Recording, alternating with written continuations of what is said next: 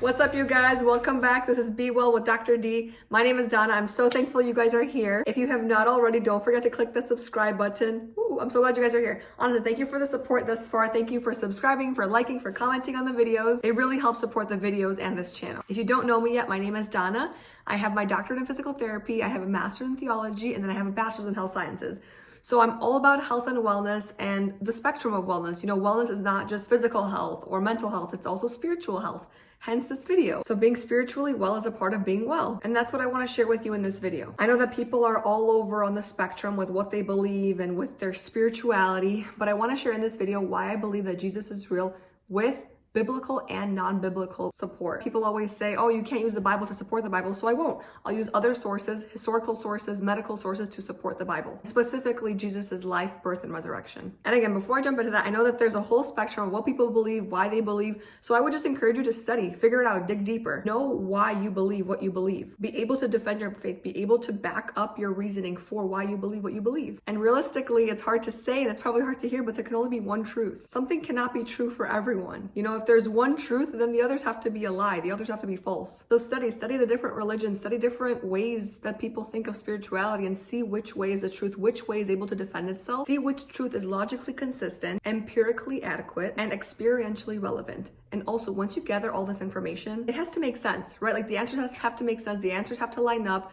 Each answer has to line up with the other. It can't go against the other questions or answers that you gave. So it all has to make sense, and it all has to answer the questions of origin, where do I come from? Meaning, what is the purpose of my life? Morality, is there a moral law? And destiny, where do I go after this earth? And once a religion or worldview is able to answer these questions consistently and coherently and make sense in the context of one another, then that can be an adequate worldview. And Christianity answers all of these four questions: origin, meaning, morality, and destiny, coherently and correspondingly. And also, I know that people typically think that all religions are fundamentally similar and just superficially different. But in fact, the opposite is true. All religions are fundamentally different and superficially similar. So with all that said, I want to jump into the birth, life, death, and resurrection of Jesus and how we can support this with some biblical but mostly non-biblical references, and particularly mostly the resurrection, because there is a Bible verse that says that if Christ had not been raised from the dead, all of our preaching and all of this teaching, all of our faith is actually useless. So the resurrection has to be true in order for our Christian faith to be true. So how do we prove that?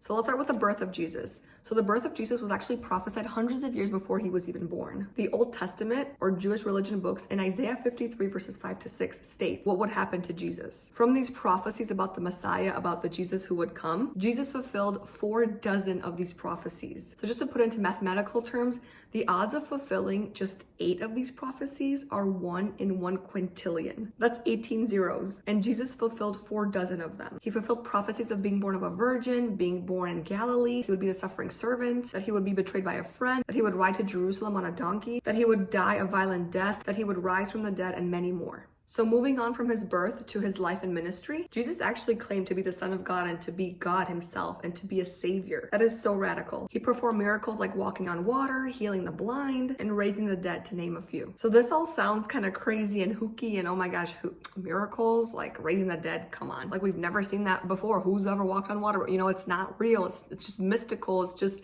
people seeing things or whatnot. Actual eyewitnesses and friends of eyewitnesses wrote down what they saw. So the Gospels, the first 4 books of the New Testament, these were actually written very close to the time that Jesus was alive and not long after he died. And these Gospels have the witnesses, eyewitnesses, and friends of witnesses witnessing that they saw these miracles happen. Not only this biblical reference, but there are actually other non-biblical references that refer to Jesus performing miracles and magic during this time. So there's Josephus, who wrote in the Jewish Talmud that they saw and they witnessed Jesus performing magic. Tacitus was a Roman historian who wrote about this. Thallus was another historian who wrote about this in Greek. Pliny the Younger was actually a governor in Asia Minor who wrote about this as well. And Lucian, a Greek writer, also wrote about this. So these are not Christians. These are not Christ followers that wrote about what they saw and what they had heard and what had been passed down to support the defense for Jesus. So now moving on to Jesus' death and resurrection. Again, even if everything I had just said was all true, but the resurrection was a lie, then Christianity would be a lie. And again, both biblical and non-biblical references and historical texts state his death on the cross. There are even medical journals that have written about what his death on the cross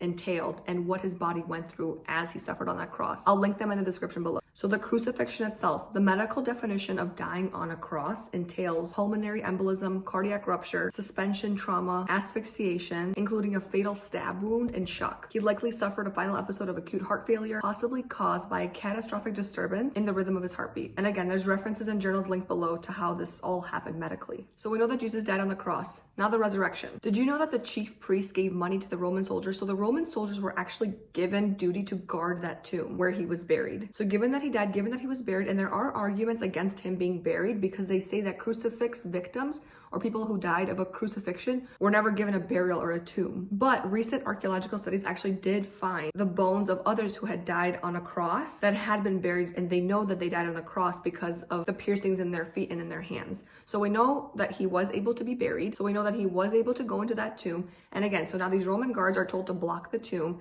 and because his body resurrected and no one could find the body, the chief priests gave these Roman soldiers money to go around telling people that the disciples stole the body. Why would they need to lie and say that the body was stolen if the body was there in the first place?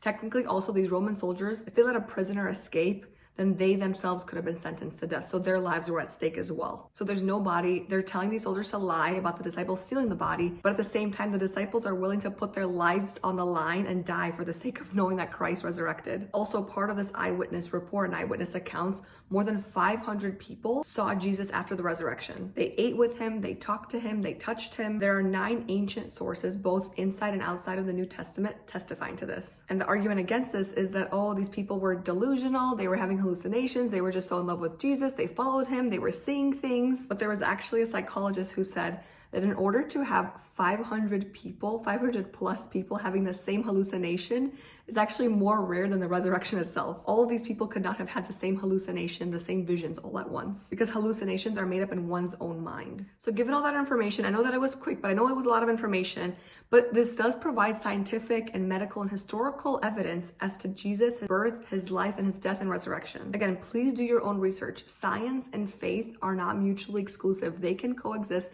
They actually live together. One can support the other. I hope this opened up your mind or just showed you why Christians believe what they do. And of course, there's always faith involved with any religion, but there is tangible and practical scientific, historical, and medical evidence as to who Jesus was. So thank you again for watching. Let me know what you thought of this video. I know it was a little bit different, focus on the spiritual aspect.